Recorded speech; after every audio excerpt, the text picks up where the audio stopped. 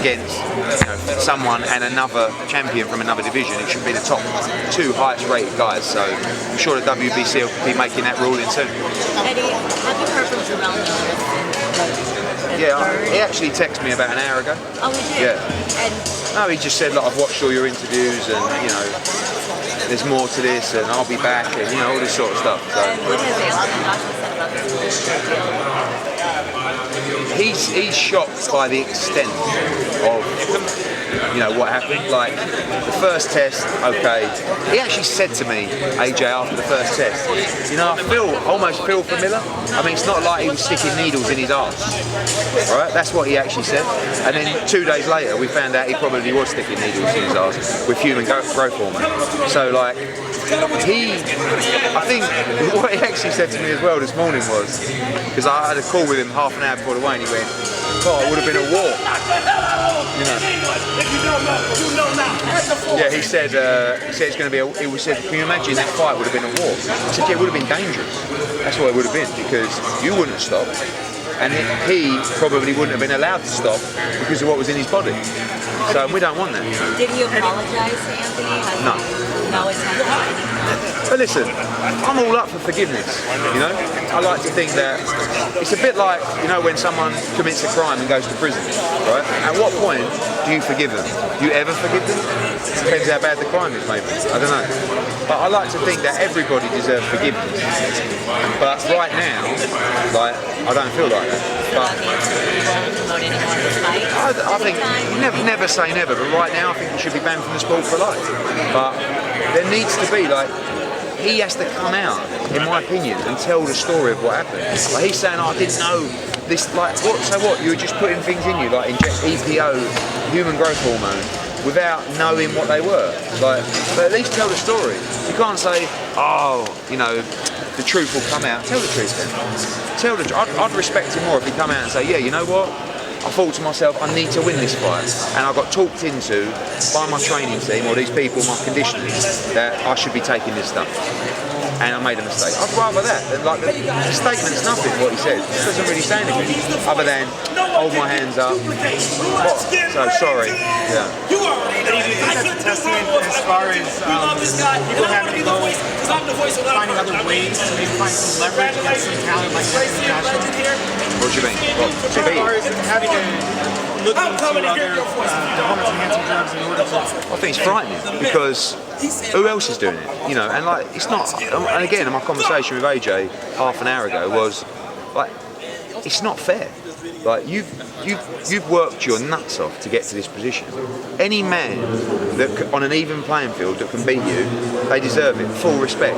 But anyone that's cheating and using those is criminal, So it sickens me to think that you can do all that work in your life and in sport and get it taken away from you by someone who's cheating like that. And again, it's not tennis, it's not a game of golf, it's not a 100-metre sprint, it's a fight, and it's dangerous, and someone's going to die caused by an injury by someone who's taking performance-enhancing drugs, and then we'll never be able to forgive ourselves, and the sport will be in tatters. So at what point are people going to, come? And I don't know who's going to come together, how it works over here enough, where the commissions come together, or it's a governing body set up for the sport of boxing. I mean, the WBC are doing a great job, but they can't do it all on their own. They're trying to clean up the sport, but it needs help from promoters, from other commissions, from governing bodies, maybe from the government. I mean, really, the government should probably turn around and say, "God, this is terrible for the sport of boxing in America. We need to set up some kind of global, national testing program." But too many people turn a blind eye. You know that? It's almost like, just he failed a drug test. It's fighting. It's not like sprinting. It's not a game of tennis. It's fighting, and I think too many people turn a blind eye. Why? Maybe because there's a bigger problem than we know. Eddie, the replacement that's in play. Yeah. Is Anthony Joshua excited about that? He is actually. Yeah. I think he's excited. He's excited by all challenges. But I think you know, if we go with this guy we're working on at the moment, it's a real fight. Same level as Jarrell Miller, in my opinion. Maybe even tougher, and I think he's up for the challenge. You know, he knows he's going to be tough. It's really about the challenge as well of coming to America. You know, not just who he's going to fight, but the first time fighting at Madison Square Garden in New York. There's a lot of challenges that come with that as well. So it's not going to be easy. It's not going to be easy for Joshua on June 1. Well, it's also, I mean, I feel like the opponent's kind of getting thrown in like a not so easy situation. Obviously, he's getting kind of a lottery ticket. So yeah, but whoever goes in, we will be choosing someone that has already been in camp, right? So it's not a problem for me. Like, although there's 6 weeks to go or 5 weeks on Saturday, these guys are fit, ready. It's not like they're making weight. There'll be no excuses, and I don't want excuses. That's why I didn't want to pick someone who just got off his couch and went, yeah, give me the money, I'll take it. what's your prediction of that fight if that were to come into play? Whatever. Which fight? The one that you're talking about. Oh, yeah. All those fights at that level are tough. You know, they're all banana skins.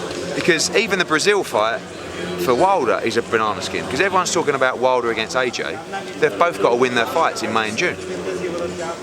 And Fury in July, right? That's not a banana skin. That's a guinea. We call that a guinea. Not even a banana skin? No. You could jump on that banana a million times. You ain't sliding nowhere. Eddie, if I could switch gears, as far as last week's performance with Hearn versus Terrence Crawford, I'm sure you know a lot of boxing fans were left with the sour taste in the mouth with the way that it ended. Do you think that Khan's career is done, or do you think there's still a possibility? No, because he's always in exciting fights, you know. And actually, I feel a bit for Amir Khan because the ending, you know, he was pulled out or maybe he'd had enough. But if you watch the fight, like, he was trying all the time.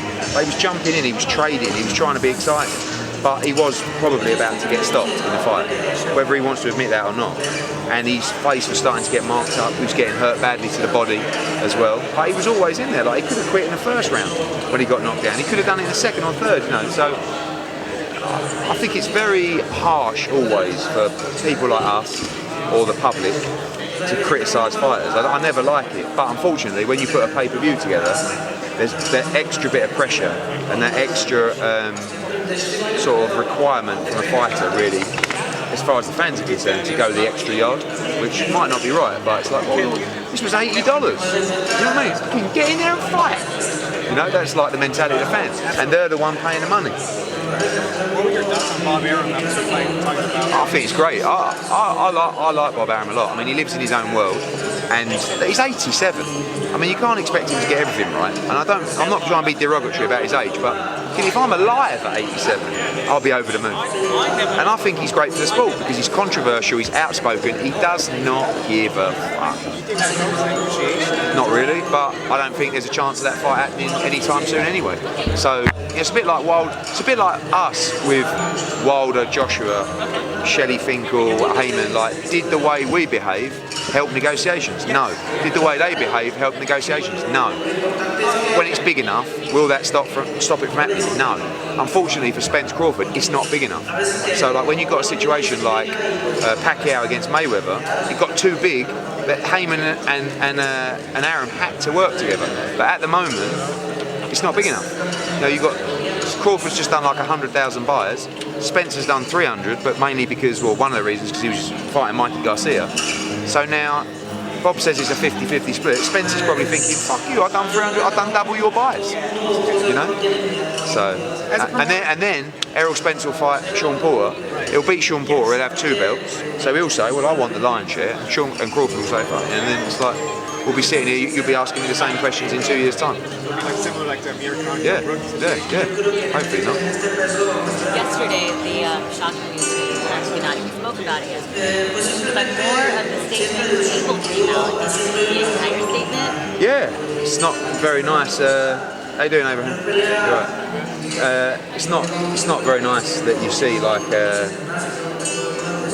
a relationship like that. You know, generally money is the root of all evil. So, you know, as close as those two were, as many great times they shared together, it still ended like that, which I think is quite sad, really. Saying that, Abel made a lot of money from Gennady Golovkin, and he deserved it because he'd done a great job. The argument in the end was about money. So, Who would you like to see Triple G sign up with as far as a trainer now that he's dropped Abel as guest? Ooh, I don't know. I said Lomachenko. Who? Lomachenko Senior. Yeah, well, I wonder if he'd do it though. You know, he's a very, say, strange character, very interesting character. I don't know if he'd even be interested in doing that kind of thing, but yes, it's a great call. Great call. All right, guys. Thank you. Cheers.